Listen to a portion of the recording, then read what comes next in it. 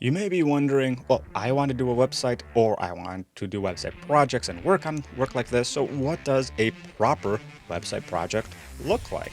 Thankfully, it is not too complicated at the high level. The bad news is there are a lot of details that can go into it, and depending what kind of web projects you're working on, it can be as short as 3 or 4 phases or even one, just do the work, or it can be rather long.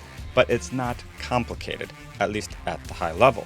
So let's jump straight in because there are a few details to cover. So, first and foremost, all of this depends on the kind of project and the scale of this project, and of course, whom you're working with and what you want to do.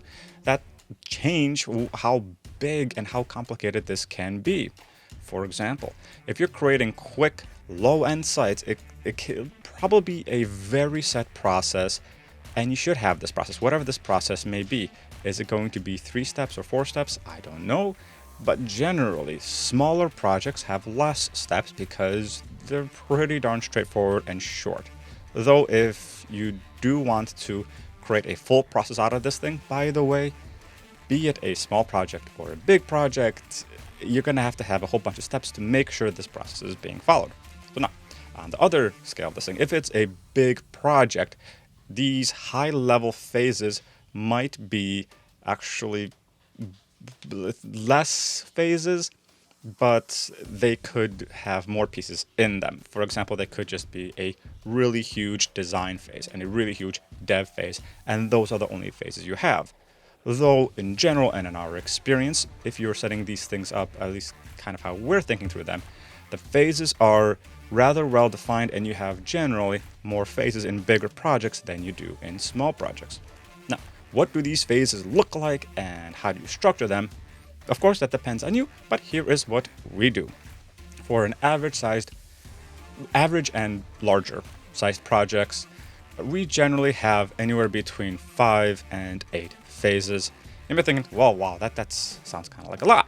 Well, the reason is because we have these set processes and parts and segments that all have to be done for the most part sequentially. Some things can be done in parallel. For example, before we get into the processes, for example, you can be starting on the design while you set up the basic setup and structure of the website and code that in. Some of those things can be done in parallel. That's fine. Though, what we prefer to do is when we have everything following a very nice sequential path, because then we can schedule things out coherently and properly.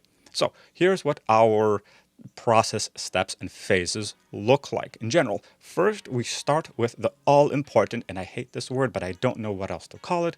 We start with a discovery process. This is where we learn anything and everything to help guide the rest of this project. You can call this a discovery phase. You can call this the intro phase, the kickoff phase, whatever you call it.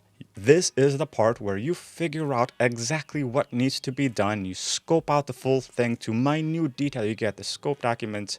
Well, you should have the general scope document initially. And depending how you're doing the project, you might do the technical requirements, the document stuffs before the main project. So you can have a mini project for that. But let's say you don't. So all of that goes there. You figure out the minute details of everything, which is going to guide the rest of the process, set the milestones, dates, requirements, and who has to do what homework at this time. For example, you might say, well, this is a relatively straightforward project, and we're going to do the design, then we're going to toss in your copywriting, and then we're going to code it all in. Well, let's hit on point number 2, and we'll get to this in a sec. Copywriting, if you're not the one doing the copywriting, or you don't have most of the content, you are kind of going to be stuck on the design because you need to know what kind of content is going to go into the design. And if the client does not have any content at all to base things off of right now, you're not as so well, thankfully, though you will have to figure out what's going to go where and start working together. So, discovery process, figure out what you have, what you don't have, and all these fun things. Then goes the initial content structure, wireframes, and things like that, and the initial designs. And I don't mean the full fleshed out color designs and all those fun things. I just mean the wireframes, where things are going to go, what kind of things are we looking for, what general kind of experiences do we want throughout the whole digital system, website in this case. From there, that's when we finally start flushing out the more realistic content and getting into the initial designs, the colors, the pretty things, the photography, the branding, and putting that all in there and putting those touches on there. Once that is done, then we've finalized as much content as we can, at least for the pages that need their set content. Something like blog posts, yeah, that's dynamic content. So I'll word that way. All static content should be ready by this point, because that has to go in once things are being developed. The dynamic content, that will just go in whenever, because that goes straight into templates. So from the design phase, we finish up the design, we have the majority of the static initial content, and from there, and only once that is done, does development and should development start. Development process is, well, we're going to make a whole nother video about development process, but that is the setup, code, put everything together, put initial content in, and all that fun stuff. That's the development phase. From the development phase, then there is the before, I guess, the kickoff phase, there is the quality control phase from the design team, the content team, managers, and all this fun thing, quality control, then kickoff and hand off to the client. And then, we're not done yet, and then there is the support phase. Once we launch, somebody might say, we've launched, we started going, let's change some really quick things. Or even though we did a few full quality control checklists and all those fun things, we still missed this one tiny thing. Or whatnot. Well, honestly, usually it's mobile responsive weirdness and or some user experience.